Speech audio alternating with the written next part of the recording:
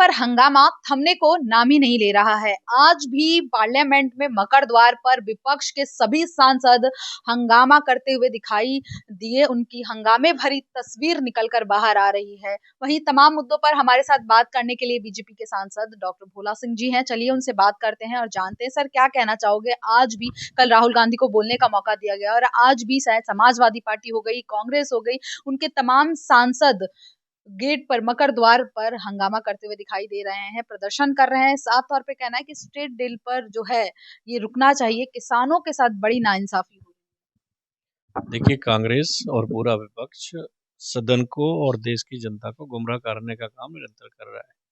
इतने लंबे समय से कांग्रेसी चिल्ला रहे थे कि हमारे नेता को बोलने नहीं दिया जा रहा, लेकिन जब नेता प्रतिपक्ष बोलने के लिए खड़े हुए तो बजट पे बोलने के लिए कुछ विषय था नहीं उन पे। इधर की बातें जैसे हमेशा गुमराह करने का काम करते हैं वैसा किया।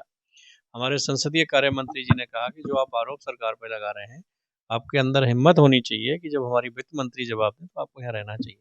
लेकिन वो गायब रहे, क्योंकि उनके अंदर ना हिम्मत थी, ना उनके आरोप में कोई तथ्य था। तो इस तरीके से जो लोग अपनी पॉलिटिकल रोटी सेकने के लिए, जिन्होंने लंबे समय देश में शासन किया है और लंबे समय देश में शासन करते जो कुछ नहीं कर पाए, आज वो लोग क्वेश्चन लगा रहे हैं मोदी जी के कार्यकाल पर, मोदी जी की सरकार पर, जिन्होंने 11 साल में सिर्फ देश के गरीबों का कल्याण, देश का विकास और देश के हर क्षेत्र में डेवलप करने के साथ साथ देश की सीमाओं को और देश की सेना को मजबूत करने का काम किया है। तो कांग्रेसियों को और विपक्षों को अधिकार नहीं है किसी तरीके का आरोप लगाने का। और मैं तो कहता हूँ कि अगर इनके अंदर हिम्मत है तो ये बैठे सामने डिबेट करें, इन्होंने इतने लंबे समय शासन काल में देश के लिए क्या किया और हमारी सरकार ने क्या किया, हम जवाब देंगे। तो इनके अंदर हिम्मत नहीं, सिर्फ ये षड्यंत्र के रूप में है। जनता किस तरीके से गुमराह जनता को हम करें, किस तरीके से हम जनता को बरगलाने के बाद सत्ता में आए, ये एकमात्र उद्देश्य विपक्ष का रह गया है। लेकिन आजकल जनता बहुत अवेयर है। आजकल सब गांव देहात में भी लोकसभा की लाइव कार्रवाई देखते हैं और देश में क्या कार्रवाई हो रही है, क्या काम हो रहे हैं, सब कुछ ऑनलाइन आजकल है। सब कुछ ऑनलाइन दिखता है और ज़मीन पे भी दिखता है। इसलिए जो विपक्ष की मंशा है वो उसमें कभी सफल नहीं होंगे। नेता, सांसद, विधायक, प्रधानमंत्री, मुख्यमंत्री बनाने का काम जनता करती है। लेकिन सर और ये विपक्ष जनता के हाथ में है और जनता समझ चुकी है कि देश का हित माननीय मोदी जी के हाथों में सुरक्षित है। देश विकसित भारत बनेगा, आत्मनिर्भर भारत बनेगा और 2047 का जो विकसित भारत का लक्ष्य है, वो देश की जनता मोदी जी के नेतृत्व में चाहती है और जनता मोदी जी को, भाजपा को, एनडीए को समर्थन देती है।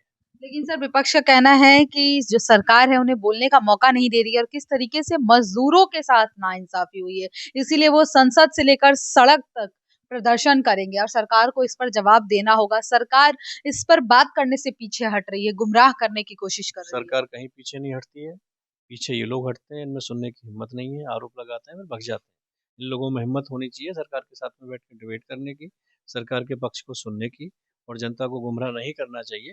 आमने सामने बैठ के बात करेंगे तो पता लगेगा।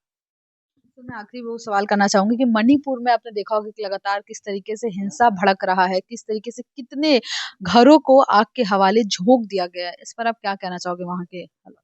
देखिए, मणिपुर के मुद्दे पे जो हमारी सरकार ने काम किया है, जो निर्णय लिया है, वो अगर भाजपा की, एनडीए की सरकार नहीं होती तो मणिपुर आज होता ही नहीं। ऐसी स्थिति वहाँ पर पैदा हो जाती है। जो कंट्रोल कर रखा है ये भाजपा के शासन में ही संभव है और वहाँ की जनता ने फिर मौका दिया है हमको चुनने के लिए। तो निश्चित ही ये बहुत बड़ा वो है कि भाजपा एनडीए शासन में है और उसकी वजह से मणिपुर सुरक्षित है। बहुत बहुत धन्यवाद। आप सुन रहे थे सांसद जी को। दिल्ली से राष्ट्रीय टीवी के लिए मैं रिया पांडे।